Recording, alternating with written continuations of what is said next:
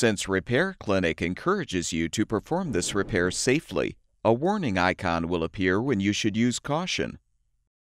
Before you replace the top liner LED light in your refrigerator, be sure to unplug the power cord. You can use a putty knife to help detach the front tabs to release the light.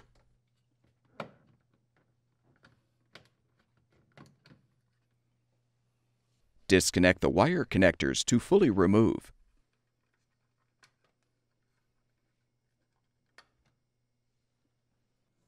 Install the new LED light by first connecting the wire connectors.